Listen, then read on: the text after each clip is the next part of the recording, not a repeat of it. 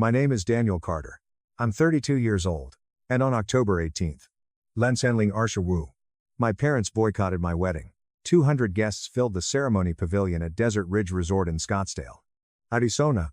But the 2 seats in the front row reserved for my mother and father stayed empty the entire time. Everyone noticed. Everyone understood exactly what it meant. 3 months earlier, my father had told me, very calmly, that if I refused to move the wedding date to accommodate my sister's Monaco influencer summit, they wouldn't come. You need to learn humility, he said. And they kept that promise. What they didn't know was that my fiancée Emily had already uncovered something they never expected anyone to see. During the reception, she would reveal it to everyone. The story didn't begin with anger. It began with hope. December 21st. Lansanling Arshasen. Emily proposed to me at Papago Park in Phoenix.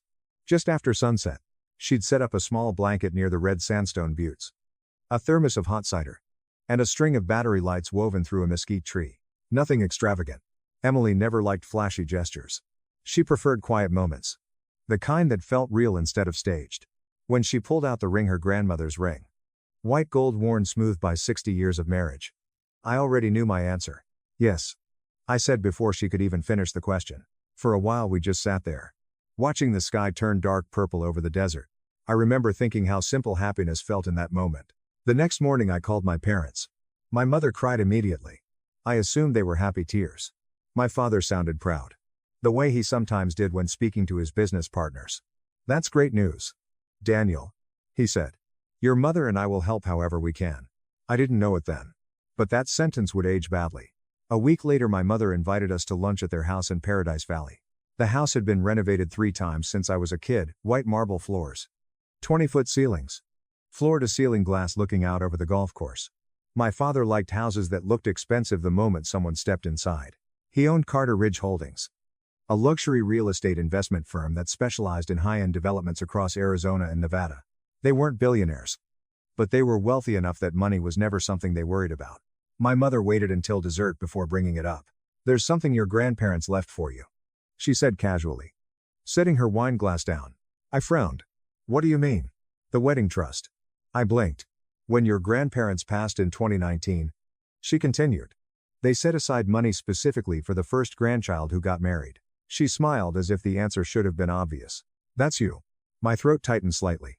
How much? Shisanwan Wutsen Meiyuan. For a moment I didn't say anything. My grandparents had always believed in planning ahead. My grandfather used to say that family wealth only mattered if it helped the next generation build a stable life. Your grandfather wanted it used for a wedding. My father added from across the table, barely looking up from his phone. Or a house afterward. Your choice. The words sounded generous. I thanked them both. For once in my life it felt like my parents actually saw me. I should have known better. By March of 2024, Emily and I had visited 12 wedding venues. Most were either booked for 2 years straight or priced like luxury resorts. Then we walked into Desert Ridge Resort. The ceremony pavilion overlooked a stretch of desert hills glowing gold in the afternoon sun. String lights hung above the wooden beams. The air smelled faintly of sage. I knew immediately. This is the one. I told the coordinator. Her name was Laura Kent. A woman in her 40s with a leather planner and the calm confidence of someone who had organized hundreds of weddings. What date were you thinking? She asked. October 18th. Lansanling Arshawu. She checked her calendar and nodded. Perfect timing. Fall weddings here book quickly. You're lucky. The deposit was $9,000. Non-refundable. Emily and I split it from our savings that afternoon. Contract signed. Date locked. I texted my parents a photo of the pavilion. My mother responded almost immediately. Beautiful venue. October will be perfect weather. We're so excited for you. I saved the message without thinking. Looking back, maybe part of me already sensed something fragile beneath it. My younger sister Vanessa is 3 years younger than me. Growing up, my parents treated her like she was made of sunlight. Vanessa had never held a traditional job. She called herself a luxury lifestyle creator. On Instagram she posted photos of Monaco yachts, Ibiza beaches, and wellness retreats, in places most people couldn't afford to visit once in their lives. She had about 180,000 followers. My parents funded nearly all of it. Apartment, travel, designer clothes. They called it investing in her brand. When we were kids, Vanessa got piano lessons, ballet class, and summer art programs in Santa Fe. I got something else. Daniel, you're responsible. You'll be fine. That sentence followed me most of my life. When I graduated college with an engineering degree, My father nodded once and said, "Good work." When Vanessa gained 10,000 followers from one viral post, my parents hosted a dinner party to celebrate her growing influence. I learned early which of us was the golden child, and which of us was simply dependable. But by the time Emily came into my life, I thought that imbalance didn't matter anymore. I had a career as a civil engineer. I had a woman who believed in me more than anyone else ever had. I had my own life. At least, that's what I believed. Until July of 2025. That was when Vanessa posted an Instagram story that made everything start to unravel. A video of her jumping onto a hotel bed, laughing like she'd just won the lottery. The caption read, "Just confirmed. Monaco Influencer Summit. The opportunity of a lifetime." At first I barely paid attention. Vanessa was always traveling somewhere. But 3 weeks later my mother sent me a message that changed everything. "Daniel, call me about the wedding date." I called my mother from the parking lot outside my office. July in Phoenix meant the heat rose off the pavement in waves that made the air shimmer. I leaned against my truck and held the phone to my ear. "Hey, Mom. What's going on?" Her voice sounded tight. "It's about your wedding date." My stomach dropped a little. "What about it?" "Well, Vanessa booked something important." I already didn't like where this was going. "What kind of something?" "A professional opportunity," she said quickly. "A networking retreat in Monaco. Influencers. Luxury brands. International partnerships. It's a huge step for her career." I waited. "It overlaps with your wedding." Silence hung between us for a moment. "When exactly?" I asked. "October 14th through the 25th. My jaw tightened. "My wedding is October 18th. "I know. Honey." I stared across the parking lot at the empty desert hills. "So what are you asking?" Another pause. "Would you consider moving the wedding?" The words landed slowly, like something heavy dropping into water. "Move it where?" "Maybe spring of next year. Or even early summer. Weddings happen all the time." "Daniel." I let out a short breath. "We booked the venue 18 months ago. The deposit's non-refundable. Save the dates already went out to 200 guests." "I understand that," she said. But her tone didn't sound like she did. "But Vanessa already paid for the retreat." "How much?" "About 20,000. I actually laughed once. Quietly. "So you want us to move our entire wedding because Vanessa booked a vacation?" "It's not a vacation," my mother snapped. "It's business." Emily and I had spent 5 years saving for the wedding. Every extra shift. Every small vacation we skipped. Every bonus I tucked away. The total budget came out to just under $58. Ling ling ling. Every dollar mattered. "No," I said calmly. "We're not changing the date." My mother went quiet. "Daniel," she said slowly. "This is about family. So is my wedding. But Vanessa's career is finally taking off. My wedding happens once. Your wedding can happen anytime." That sentence stayed in the air for a long moment. "We already signed contracts," I said. "The venue. Catering. Photography.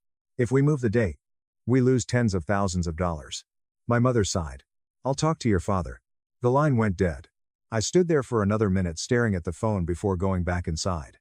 That night I told Emily what had happened. She listened without interrupting. "Do you want to move the date?" she asked finally. "Then we don't move it." Simple. Clear. One of the reasons I loved her. 2 days later my father called. His voice carried the tone he used when negotiating real estate deals. Direct. Controlled. Impatient. "Daniel. I spoke with your mother. I figured. You're being unreasonable." I leaned back in my chair. "Vanessa has an opportunity that could expand her brand internationally. You're refusing to support your sister. I'm getting married. That can happen anytime." I almost repeated the contracts again. But something told me it wouldn't matter. "This wedding has been scheduled for over a year," I said. "You're choosing a date over your sister's future." I rubbed the bridge of my nose. "I'm choosing not to destroy 5 years of planning." My father exhaled sharply. "You're acting selfish." The word landed harder than I expected. Selfish. I had spent most of my life being the opposite of that. Helping. Compromising. Staying quiet. But not this time. "The date stays," I said. Silence. Then his voice turned colder. "Then we have a problem." The call ended. I sat there for a while, looking at the blank phone screen. Emily came into the kitchen and leaned against the counter. "That bad?" she asked. "Dad called me selfish." She crossed the room and wrapped her arms around me. "You're not selfish," she said. "You're setting a boundary." I nodded. Though part of me still felt that familiar pressure, the old instinct to fix things. To make everyone happy. That night I barely slept. Not because I doubted our decision, but because I knew my parents well enough to understand something else. They weren't used to losing. And they weren't used to me saying no. The real confrontation came a week later. My parents requested a meeting at their house. Emily came with me. Vanessa, joined by speakerphone from Los Angeles, where she was apparently staying with friends. My mother sat at the dining table with her hands folded. My father stood by the window, arms crossed. We've thought about this carefully. My mother said. We have a compromise. I already knew I wasn't going to like it. You move the wedding to May 2026. She said. We'll help cover the rescheduling fees. Emily glanced at me. How much do you think those fees are? I asked. My father shrugged. 10,000 maybe. More like 15. I said. And we'd lose our venue date. Vanessa's voice crackled through the speaker. I mean, I already paid the deposit for Monaco. Something inside me went quiet. Not angry. Just done. No. I said. The room fell silent. The date stays. My father turned from the window. His expression hardened. Then we have a serious problem. The meeting ended 10 minutes later. As Emily and I walked to the car, my mother stood in the doorway crying. My father didn't come outside. The next morning at 6. I received a text from him. Since you've chosen this path, don't expect our financial support. The $135,000 trust fund will not be released. This wedding no longer represents family. I read it twice. Then I handed the phone to Emily. And that was the moment the situation stopped being about a wedding date. For the next 47 days, my parents disappeared from my life. No calls. No messages. No replies. The silence felt deliberate. I called my mother 6 times during the first week. Every call went to voicemail. I left 2 messages before I stopped trying. I called my father 4 times. Straight to voicemail every time. The messages showed as read. They simply chose not to answer. Emily told me to stop chasing them. They're trying to make you fold. She said one night while we sat on the couch. This is pressure. She was right. But knowing that didn't make it easier. For 32 years, my parents had controlled every major decision in our family. Their approval was currency. Their disapproval felt like punishment. Now they were using silence the same way. Meanwhile, Vanessa posted almost daily. Monaco outfit hauls. Luxury hotel previews. Travel countdowns. My parents liked every single post. They commented too. So proud of you. You deserve this. Our superstar. When Emily pointed that out, I stopped looking at social media altogether. 2 weeks passed. Then 3. On August 12th I sent my mother a simple text. Mom, can we talk? It showed as read 15 minutes later. No response. On August 24th I tried again. I'd really like you both at the wedding. Delivered. Never opened. Emily watched me go through the cycle: hope, frustration, silence. One night she placed my phone face down on the kitchen counter. Daniel, she said quietly. You can't keep waiting for people who only talk when you give them what they want. She was right. Still, the situation changed suddenly on September 8th. My phone rang while I was reviewing construction drawings at work. My mother. For a moment I just stared at the screen before answering. Hello. Static crackled through the line. Then her voice. We'll attend the wedding. Relief hit me so quickly it almost made me dizzy. Good. I said. That's all I wanted. But don't misunderstand. Her tone had turned cold. Your father and I are only coming because family should show up. That doesn't mean we support your decision. I leaned back in my chair. We won't participate in photographs unless you apologize to Vanessa. A pause. And we're not contributing financially. I know. Another pause. Then she delivered the line that sounded exactly like my father. This is to teach you humility. Humility. The same word my father had used during our argument. The same word they kept repeating like a lesson. I could feel the anger rising. But I kept my voice even. Understood. She hung up. I sat there staring at the phone. Not surprised. Just empty. That night, Emily and I ate dinner quietly. Finally, she looked up from her plate. What did she say? They're coming. I said. But they're not happy about it.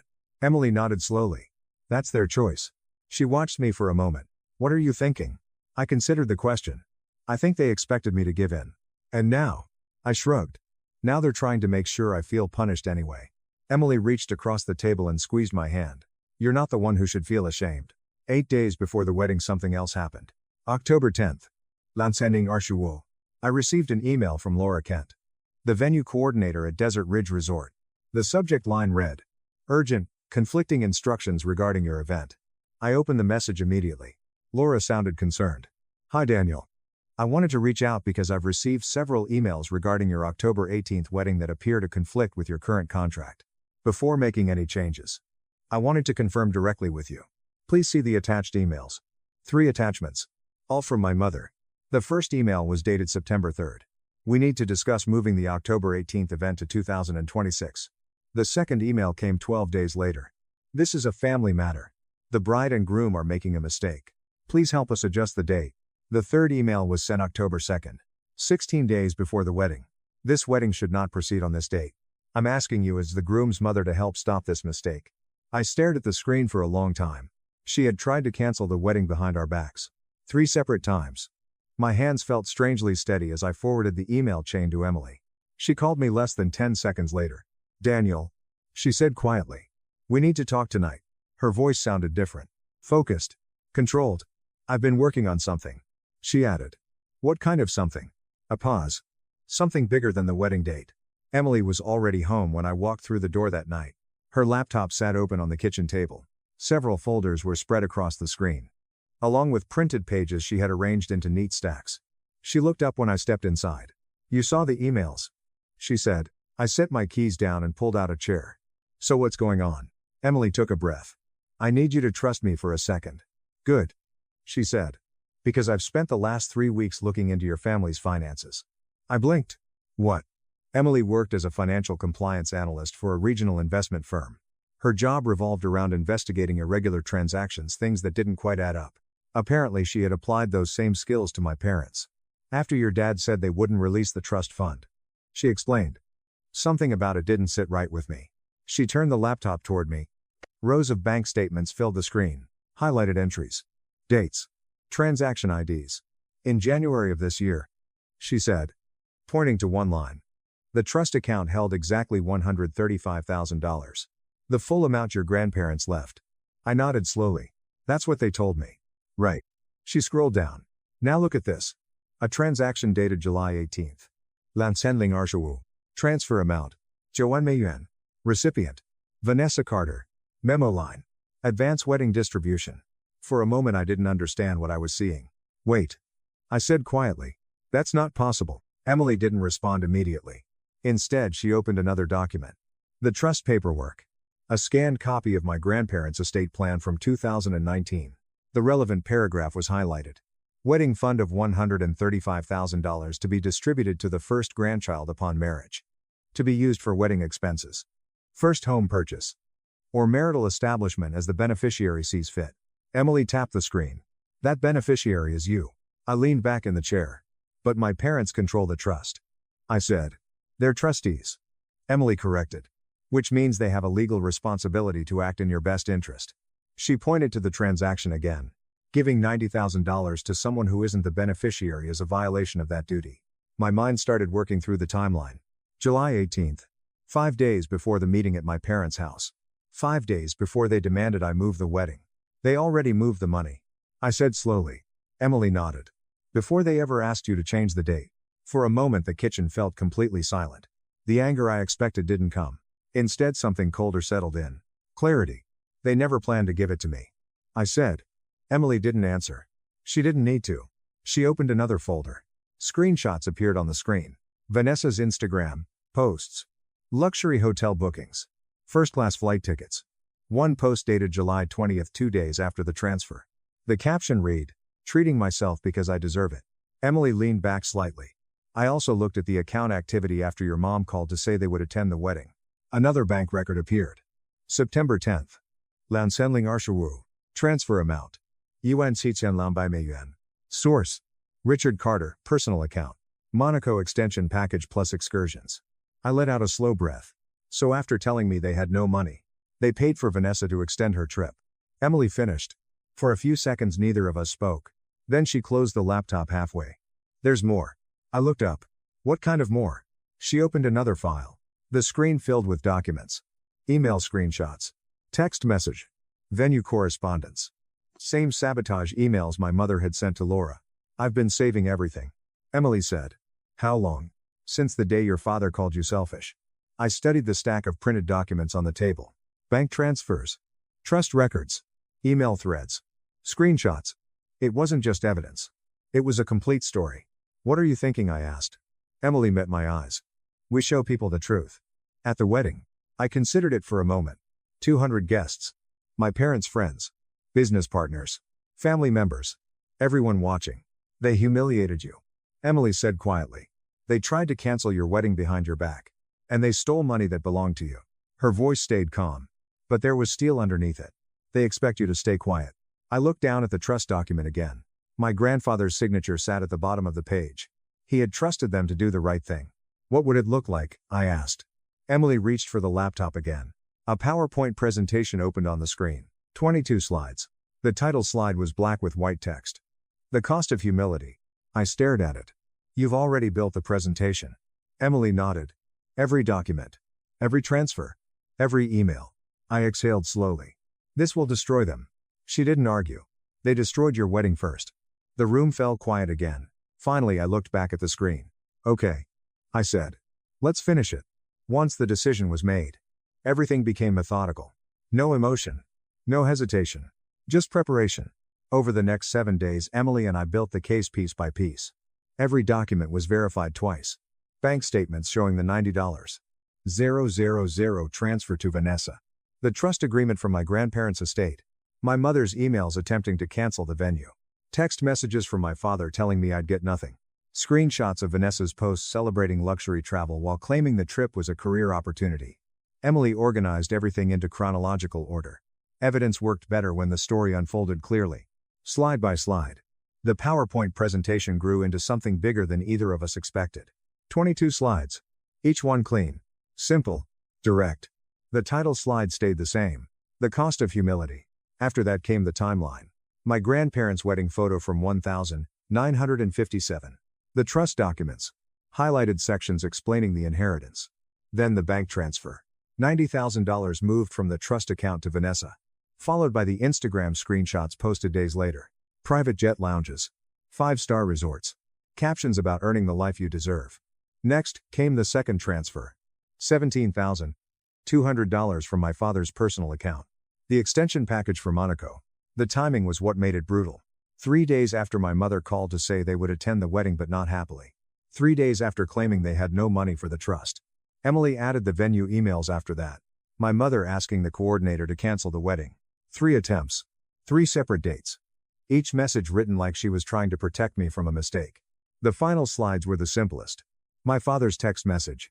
Since you've chosen this path, don't expect financial support. Then a breakdown of the wedding expenses.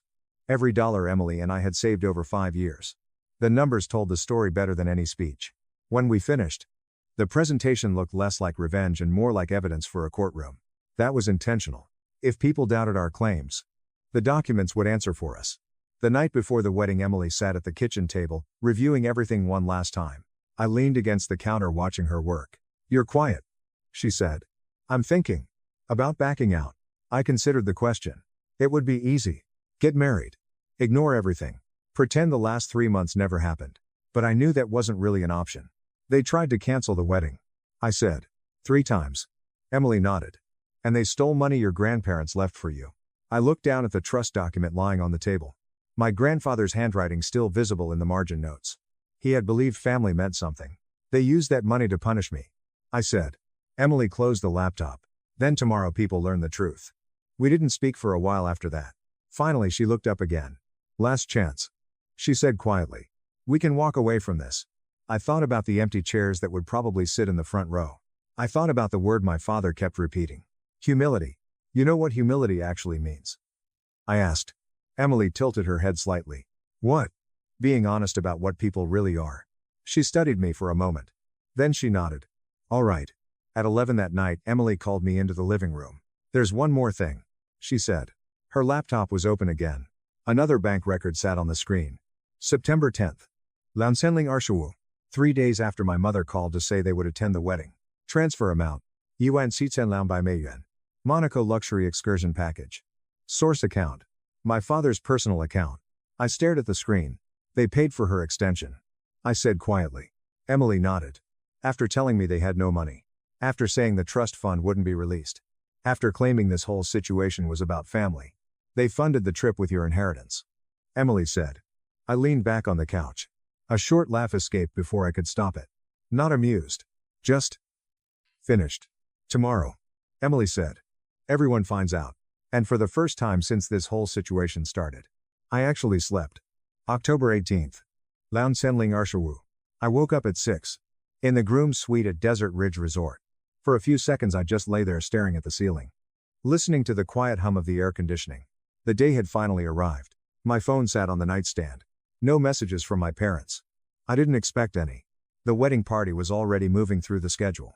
Groomsmen arriving. Suits pressed. Photographers everywhere. My best man, Tyler, tried to keep the mood light with terrible jokes and too much coffee. But I couldn't stop watching the clock. Because somewhere between the ceremony and the reception, the entire story would change. I stood near the ceremony pavilion overlooking the desert hills. Rows of white chairs stretched across the stone terrace. 200 seats had been arranged.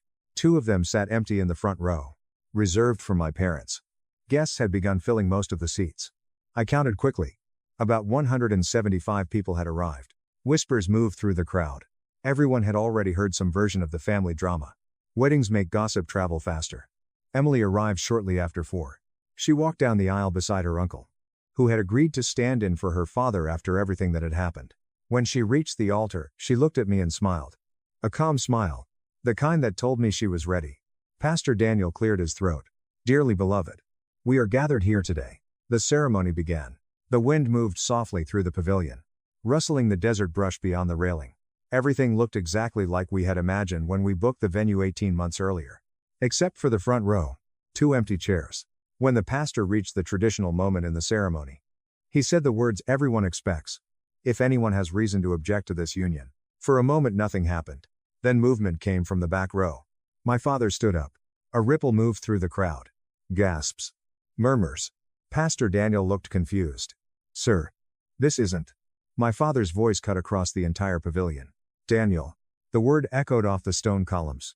Your mother and I are leaving. He placed his hand on my mother's back as she stood beside him. You need to think about what you've done to this family. A few people in the crowd whispered in shock. My father didn't look at them. He looked directly at me. We will not be part of this mistake.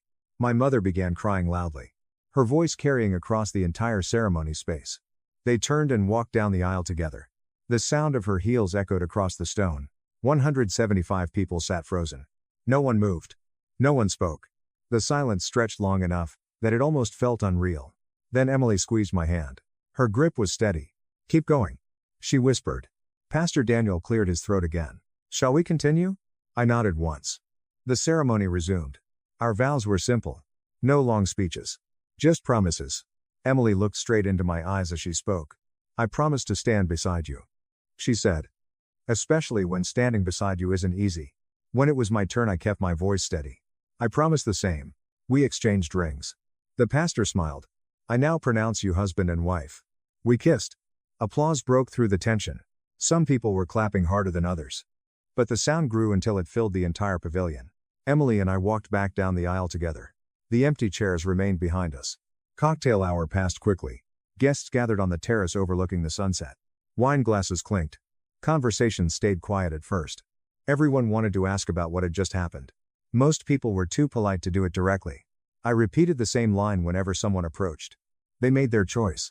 Emily stayed calm. But I noticed she checked the time more than once. Dinner started at 7. The ballroom transformation looked incredible. String lights stretched across the ceiling. 20 round tables filled the room. The projection screen near the DJ booth waited quietly for the slideshow we had originally planned. Table 3 remained half empty. The name cards for Richard Carter and Susan Carter still sat untouched. I stood up from our table. Restroom, I told Emily. Instead I walked straight to the DJ booth. My laptop connected to the projector within seconds. The PowerPoint file loaded. 22 slides. Everything ready. When I returned to our table, Emily squeezed my hand. Last chance, she said quietly. I looked around the room. Friends, family, business associates, people who had watched my parents walk out of my wedding ceremony. Let's do it, I said. The toasts began. Tyler went first. Stories from college. Enough humor to break some of the tension in the room. Then Emily's sister spoke. A heartfelt speech that made half the room cry. Finally, the DJ picked up the microphone. And now, he said. A few words from the groom. I stood up. 165 people turned toward me. I took the microphone. Thank you all for being here tonight, I said. A few nervous laughs spread through the room.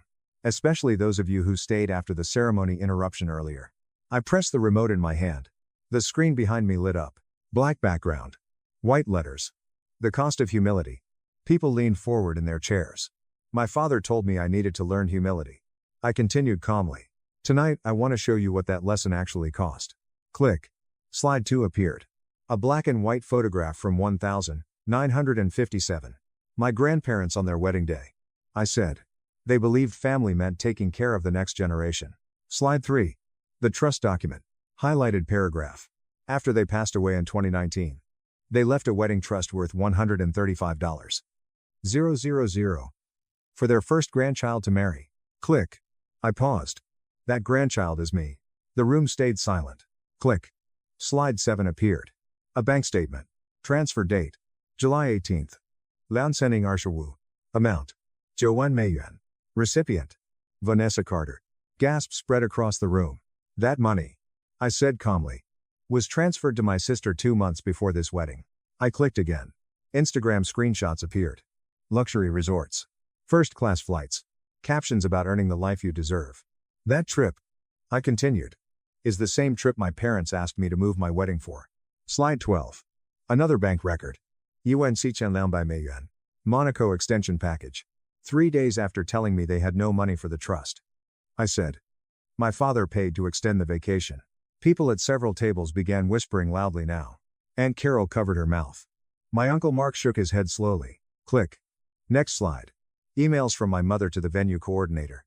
Each one asking to cancel the wedding. 3 separate attempts. The room erupted into shocked murmurs. Click. Final slide. A freeze frame from the ceremony video. My father standing in the aisle. We're leaving. The audio played across the speakers. The silence afterward felt heavy.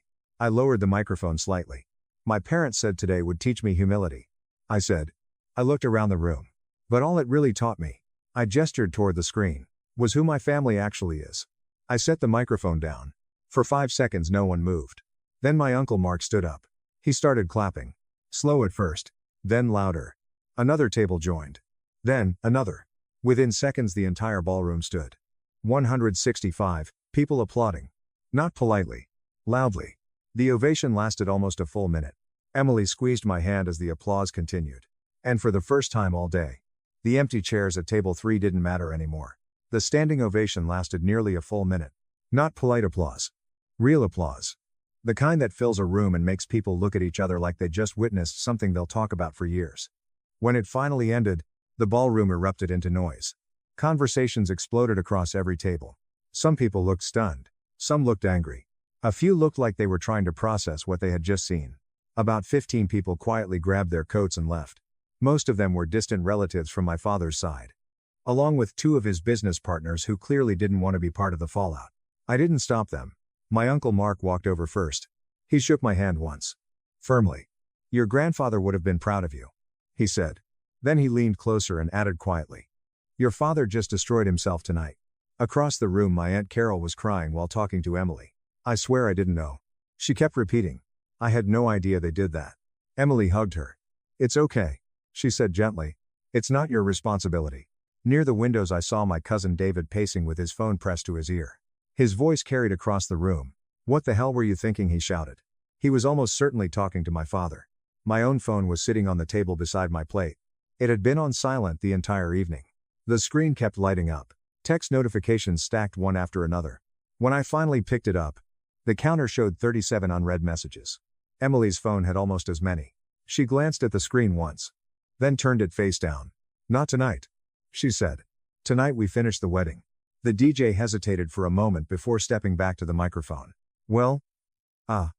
Let's keep celebrating. A few seconds later Uptown Funk blasted through the speakers. The tension in the room cracked. People started laughing again. Someone pulled Emily onto the dance floor. Within minutes the entire ballroom was moving. If anything, the party became louder than it had been earlier. Relief does that to people. It releases something. Around 9. Tyler grabbed the microphone again. Quick second toast, he said. The room quieted. To Daniel, he said, pointing at me, for having the guts to stand up to a bad situation.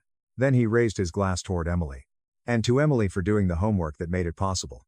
Laughter rippled through the room. And finally, he added with a grin, to the most legendary wedding speech any of us will ever witness. Everyone cheered. The rest of the night passed almost normally. Dancing. Music. Too many drinks. For the first time since the ceremony, The wedding actually felt like a celebration. Bayat and Ashtya. The last guests began leaving.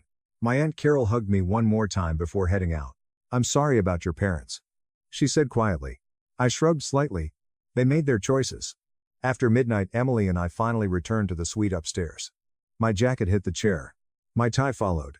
Emily kicked off her heels and sat on the edge of the bed. For the first time all day, the room was completely quiet. Then my phone buzzed again.